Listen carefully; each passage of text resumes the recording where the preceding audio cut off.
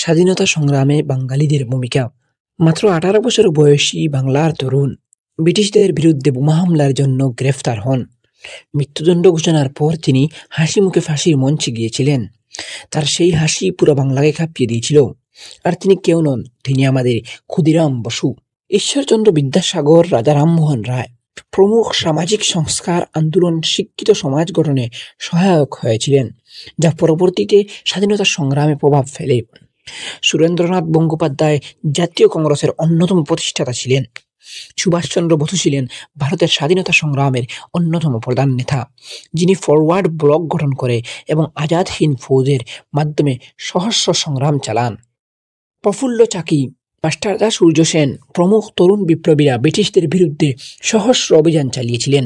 অনুশীলন সমিতি ও যুগান্তর দল বাংলার প্রধান বিপ্লবী সংগঠন ছিল।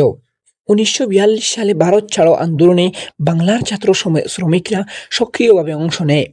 কৃষকদের অধিকার রক্ষার ছিল সবচেয়ে বড় ভূমিকা, যা স্বাধীনতাদের আগ মুহূর্ত জন আন্দোলনকে তীব্র করেছিল। আজাদ হিন্দ ফৌজের সৈন্যদের বিচার, রেড ফুড ট্রায়াল বাংলা সহ সারা দেশ বিপুল জনসমর্থন পেয়েছিল, যা ব্রিটিশদের উপর চাপ বাড়ায়।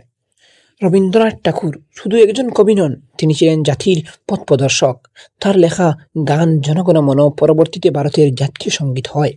আবার আমার সোনার বাংলা পরে বাংলাদেশের জাতীয় সঙ্গীতে পরিণত হয়। তিনি ব্রিটিশ সরকারের দেওয়া নাইট উপাধি পর্যন্ত ত্যাগ করেছিলেন জালিয়ানওয়ালাবাগের হত্যাকাণ্ডের প্রতিবাদে। বাংলার মানুষ শুধু নিজেদের জন্য নয়, গোটা ভারতের মুক্তির জন্য জীবন বাজি রেখেছিলেন। তাই স্বাধীনতার ইতিহাসে বাংলার অবদান চিরকাল স্মরণাক্ষরে লেখা থাকবে।